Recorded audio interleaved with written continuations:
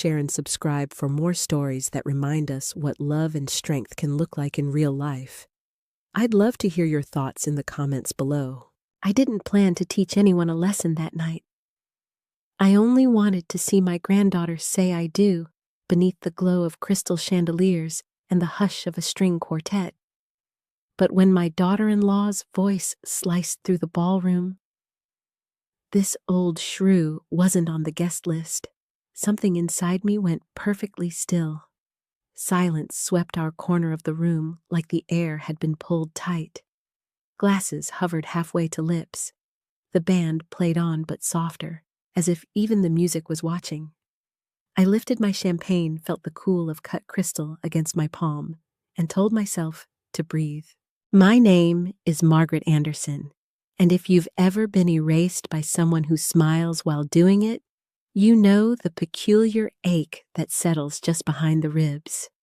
For 7 years, my son's wife, Jennifer, has treated me like an uninvited footnote to my own family, coaxing Robert into distance, until holidays became messages and messages became nothing. But my granddaughter, Emma, dear secret-keeping Emma, always found a way to slip me little bridges, a text at 7:30 a.m. on her first day of college, a photo at 9 p.m. of a cake she burned and laughed about, and 6 months ago, a trembling call where she whispered that her dream was a wedding at Willowbrook Country Club and that it would never ever be possible. I knew Willowbrook long before it became a mythic venue whispered over bridal magazines. Its marble floors carry the click of 1,000 evenings in my memory. 13 months ago, I bought the place. After I won $53 million 2 years ago, I kept living in my small Maple Street house, kept driving the old Honda, kept clipping coupons, because habit is a kind of shelter. When Willowbrook needed rescuing, I signed the papers with the same steady hand I used to write grocery lists. I didn't tell my family. I wanted to see who they were without the shadow of money. Call it an experiment. Call it foolishness. That Saturday, it became a stage. I arrived at 6 p.m., fashionably on time, wearing the navy dress that makes me feel like my spine grew a few inches, and the pearl earrings Emma gave me for my birthday last spring. Emma floated past me in my restored lace gown, the one I wore 35 years ago, preserved with a private little prayer in tissue paper and hope. The ceremony was a breath held, and then released vows falling like warm rain. The reception was laughter and chandeliers and champagne that tasted like sunlight. Until Jennifer saw me. She was stationed near the head table, like a queen guarding a throne, instructing guests on how she'd convinced management to accommodate their special requests. When her gaze snagged mine, I watched the smile on her face harden, saw calculations slide in like a knife. She crossed the room with an elegance I'd have admired in another life. "Margaret," she said, sweet as syrup left in the sun. "I wasn't expecting to see you here." "Hello, Jennifer," I answered, cradling my glass. "Beautiful wedding, isn't it?" "It is," she said.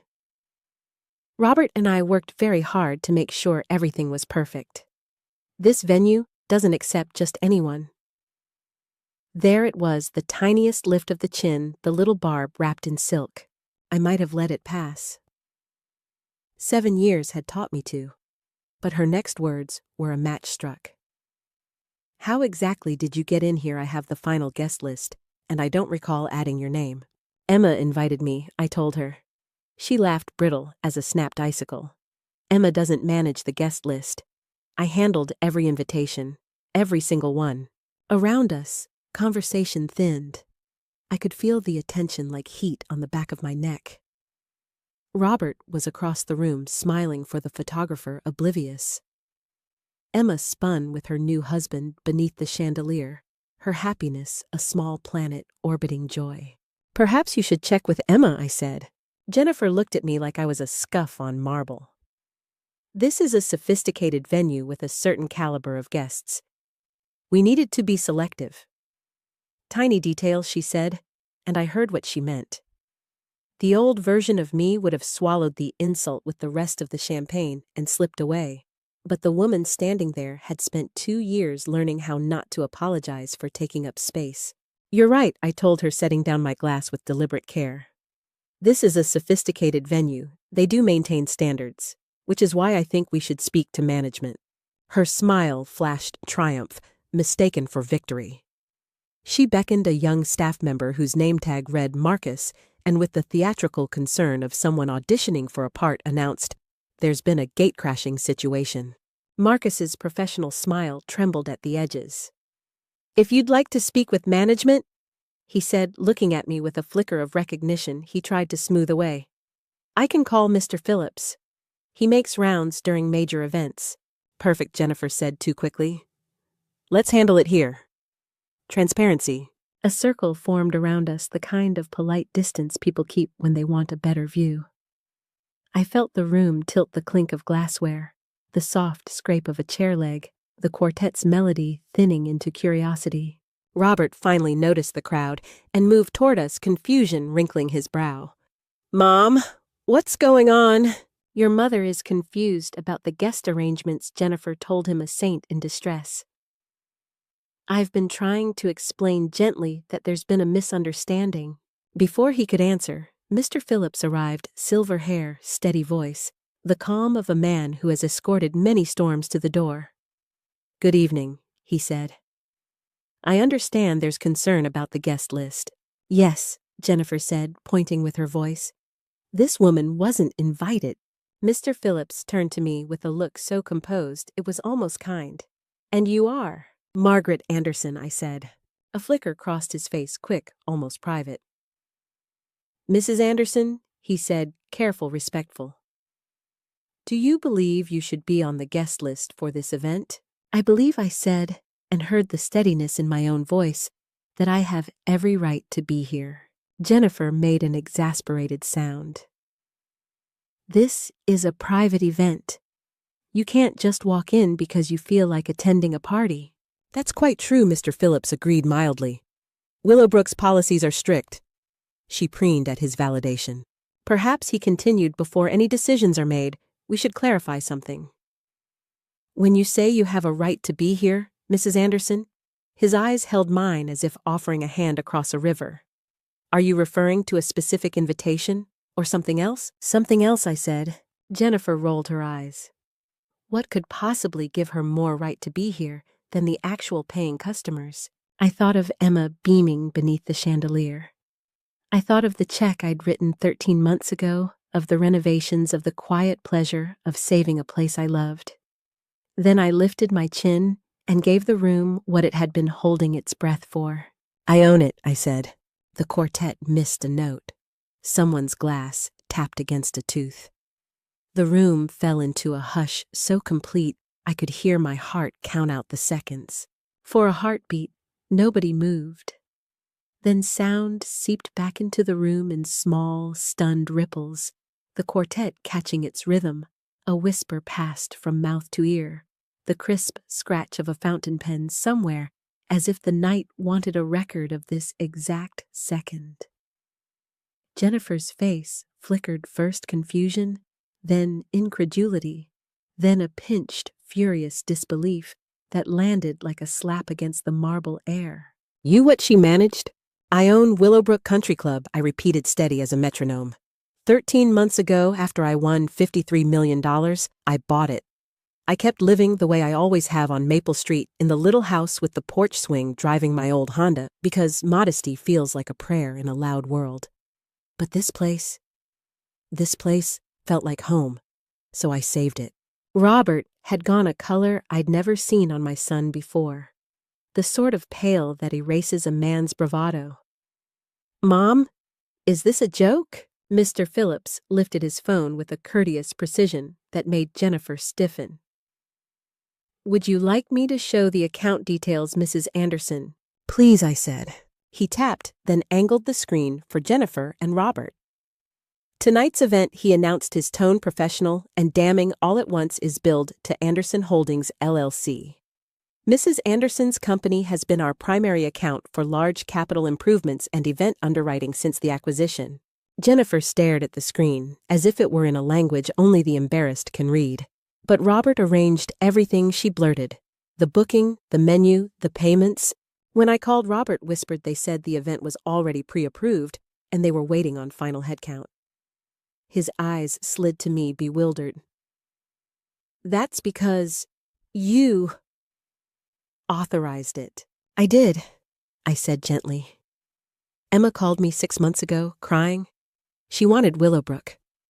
I made sure her yes could land somewhere beautiful. The room shifted again, sympathy rising for the bride like a quiet tide. I could feel a gulp in the crowd, a shared longing for the version of this evening that didn't include public humiliation. Jennifer regrouped pride like a shield she didn't know how to lower. Even if you do own the place, that doesn't give you the right to crash our private event. This is still our family's night, and we decide who belongs. Our contracts don't quite work that way, Mr. Phillips said, measured. And courtesy certainly doesn't. Jennifer, I continued almost kindly, would you like to know the cost breakdown for tonight? Since you've placed so much weight on who pays, she jutted her chin. We budgeted $15,000 for the venue. The total, I said, letting the number arrive like a bell rung once, is approximately $47,000. Your portion is $8,500 for the basic ballroom rental. I am covering the remaining $38,500 upgraded catering premium bar floral enhancements, extended hours additional staff. If money determines authority, your 18% contribution does not outrank my 82%. The math landed with a visible thud. A few guests coughed to hide gasps. Someone near the cake murmured 82% as if testing the shape of disbelief on their tongue. Robert swayed a little. Mom, why didn't you tell us? Because I wanted Emma to believe her parents moved mountains for her, I answered, and it was the purest truth I had. I thought it would mean more if the miracle wore your names.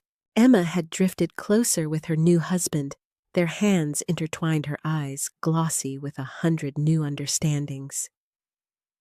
Grandma, she whispered, did you really? Yes, sweetheart.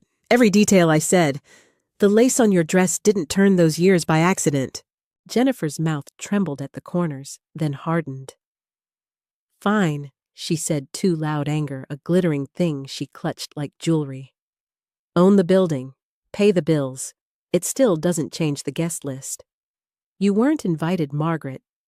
I handled every invitation, every single one, which I replied is the unkindest part of this story. She lunged at the certainty, desperate for higher ground. Marcus, she snapped. Call security. Escort her out discreetly so we don't ruin the photos. Marcus flinched.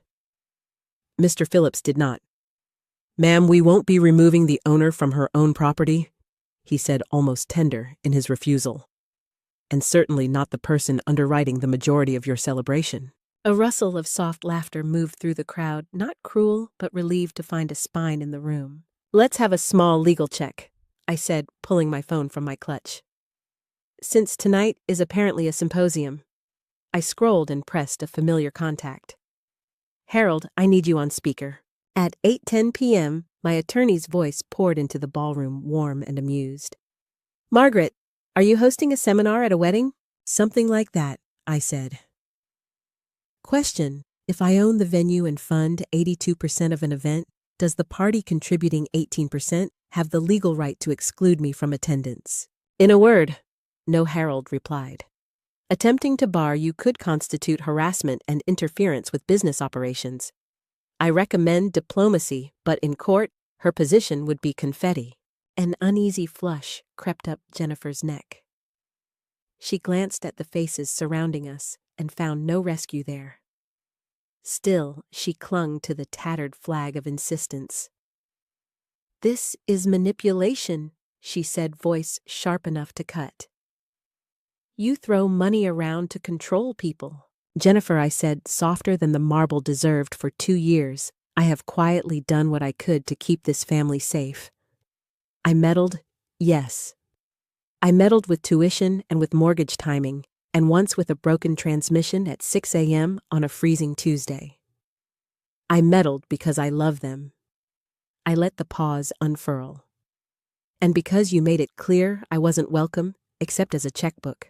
Her composure cracked like thin ice under a heavy step.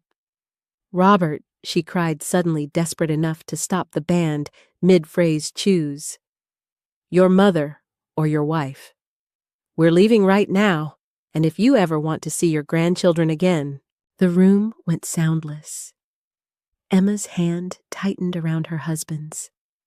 Robert's breath hitched like a boy's. Somewhere near the doors, a phone rose into the air, recording. I felt the old ache and the new resolve settle shoulder to shoulder inside my chest. Careful, I told Jennifer softly, and the words slid through the hush like a thin blade. Ultimatums only work when you're holding the power. Jennifer froze her hand, still gripping Robert's sleeve, her chest rising and falling in ragged, shallow bursts. All the color had drained from her face, leaving only that tight, brittle mask of pride she'd worn for years. But pride couldn't save her now, not here, not tonight, not in front of the world she'd tried so hard to impress. The air was so thick with silence, it felt alive, humming with every unspoken thought circling the ballroom. Careful! She echoed, her voice trembling, half disbelief, half fury. You think you can threaten me? I took a slow step forward, not out of menace, but clarity. No, Jennifer. I'm not threatening you. I'm reminding you who's been holding this family together while you were too busy pretending to run it. Her laugh cracked, too sharp, too loud. Holding it together. You think throwing money at people makes you some kind of hero? You've been manipulating us for years, buying loyalty, buying love, buying your way into events where you don't belong. Robert tried to intervene, his voice hoarse. Jennifer, please, not here. But she spun on him, desperation, twisting every word. No, Robert. For once, I'm not going to let her play puppet master. You don't see it? Do you? You never do. She gives, and you think it's kindness, but it's just control. A few guests murmured uncomfortably. The younger servers stood frozen near the back, eyes darting like witnesses at a trial. I wanted to feel anger, but all I felt was exhaustion. 7 years of quiet endurance, all crystallized in this one moment under the glare of chandeliers. Jennifer, I said softly, if you truly believe kindness is control, maybe that says more about what you're afraid of than what I've done. Her face twisted, something dark flashing in her eyes. Afraid of you? She turned back to Robert, her voice rising again, raw and shrill. She's using money to turn you against me. Tell her what you told me. That Christmas you wished she'd stop meddling, stop buying her way into everything. The words hit like a physical blow. For a heartbeat, I couldn't breathe.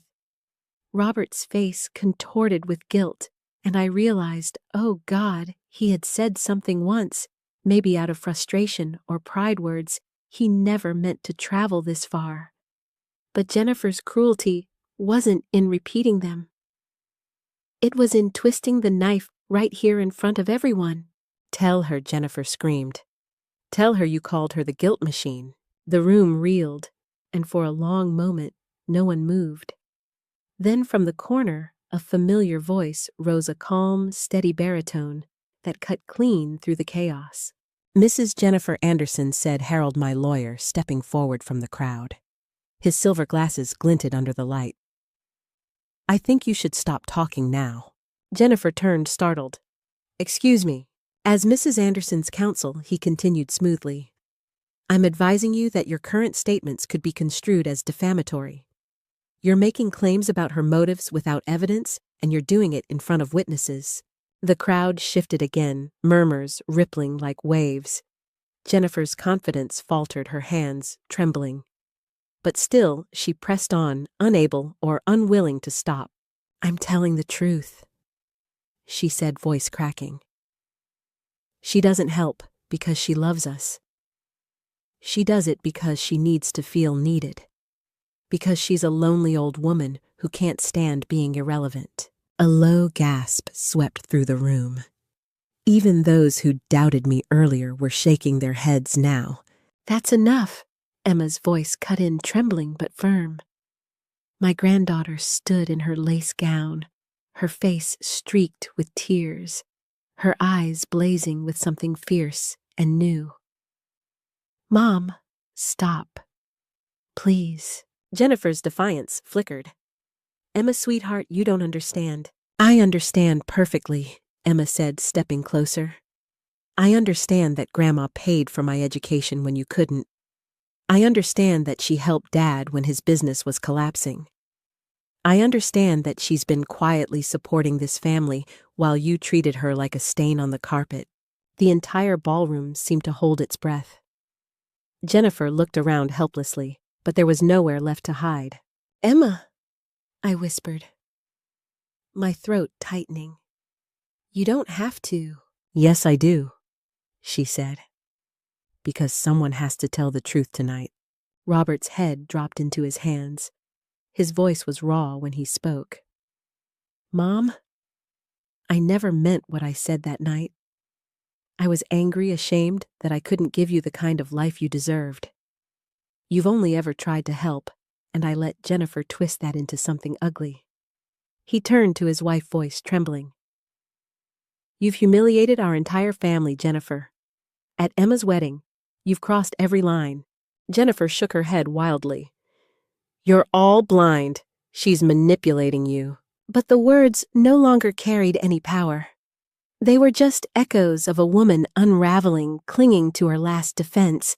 And then, as if fate wanted to grind the night into legend, she screamed so loud it startled the band into silence. Fine, you want the truth. Your perfect son has been lying to you. Margaret, he's been having an affair. A collective gasp burst from the crowd. My hand went cold around my glass. Robert's eyes widened in horror. Jennifer, stop, he whispered. Oh, I will not, she shouted. You think I didn't see the late-night calls, the dinners, the secret meetings with Sarah? You think I didn't find the receipts? The shock was physical, a weight pressing the air out of the room. People looked away, embarrassed, fascinated, ashamed to witness this final collapse. And then from the back of the room, a calm voice spoke up. Actually, said Dr. Harrison Roberts' business partner, stepping forward. I can clarify that.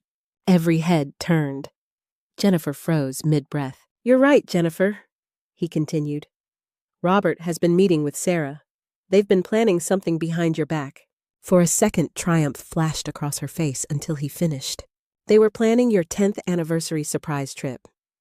Sarah was helping arrange it through her sister at the travel agency you used for your honeymoon. The silence that followed was absolute. Jennifer blinked once, then again. Her lips parted, but no sound came out. Robert's voice broke through soft and devastated. I was trying to surprise you, to make you happy. Jennifer's knees nearly buckled. The crowd shifted uneasily, sympathy now laced with pity. I had never seen someone so publicly undone. Her voice came out as a whisper. I didn't know. I thought. But Robert was already turning away, shaking his head in disbelief. You thought wrong, Jennifer. About everything. And for the first time in years, I felt no anger, only a quiet, aching sadness for a woman so blinded by insecurity, she'd destroyed her own peace. Jennifer stood trembling in the center of the ballroom, surrounded by 100 silent witnesses and the wreckage of her own pride. The chandeliers shimmered above her like 1,000 judging eyes. Mascara streaked her cheeks. Her chest rose and fell in jagged, shallow breaths. The same woman who had strutted through life certain of her own superiority now looked like a ghost who'd suddenly realized the party wasn't for her. Robert turned away from her and ran a trembling hand through his hair, the weight of everything pressing down on his shoulders. Emma clung to her new husband's arm, tears running silently down her face, the lace of her gown trembling with every breath. Even the waitstaff had stopped pretending to work. They stood in the shadows, their trays forgotten, bearing witness to the kind of family drama people only read about. For a long time, no one spoke. And then quietly, I said the words that needed to be said. Jennifer, you need help. Her head jerked toward me. What? Professional help, I said gently. Counseling, therapy, something. Whatever anger and pain have been living inside you, they've eaten you alive. And now they're taking everyone else with them. She stared at me like she couldn't quite understand. You're saying this is my fault? I took a slow step closer, lowering my voice so it didn't sound like condemnation, only truth. You've been angry for years, Jennifer. Angry at Robert, at Emma, at me. Angry that you couldn't control everything. But what you did tonight wasn't about control. It was about fear. Fear of being left out. Fear of not mattering. Her lips trembled. You think you understand me? I think I said I understand what it feels like to believe love is something you have to earn. I spent years trying to buy my way into people's hearts through gifts, through support, through sacrifices no one ever saw. I thought if I gave enough, I'd never be forgotten. I swallowed, feeling the truth sting my throat. But love isn't something you can purchase, Jennifer. And it's not something you can demand. It's something you nurture. Something you protect. For the first time, her eyes softened, the fight flickering into confusion, then sorrow. I didn't mean to ruin anything, she whispered. Emma wiped her tears and stepped forward. You did, Mom. You ruined my wedding day. But I still love you. She paused, her voice trembling but sure. And I need you to fix this, not with words, not with excuses. With change. Jennifer's shoulders collapsed. The proud set of her spine gave way to a small, exhausted slump, like the truth had finally broken through the armor she'd spent years polishing. I don't know how, she admitted. Robert reached out, hesitant at first, then steadier. Then we'll start together. He looked at her with a mixture of sadness and resolve. But things can't go back to the way they were. Not after tonight. I know, she said quietly. I don't deserve forgiveness. Forgiveness isn't about deserving, I said softly. It's about freeing yourself from bitterness before it swallows you whole. Her eyes met mine, and for a flicker of a second, I saw the young woman. She must have been hopeful, terrified, trying so hard to be enough. Then she nodded the tiniest motion and whispered, I'm sorry. For tonight. For the past 7 years. For all of it. I accept your apology, I said, my voice trembling just a little. But this is just the first step. The real work starts tomorrow. The crowd began to disperse slowly, murmuring relief and astonishment. The band picked up a soft melody again, fragile and hopeful, as though trying to stitch the air back together. Emma stood in the center of it all, radiant, even through her tears. She turned to the remaining guests, her voice clear, strong, and older somehow than it had been just hours earlier. Thank you all for being here tonight. I know this isn't the celebration anyone expected, but maybe it's the one our family needed. People paused, listening. Tonight reminded me of something my grandmother always says, Emma continued.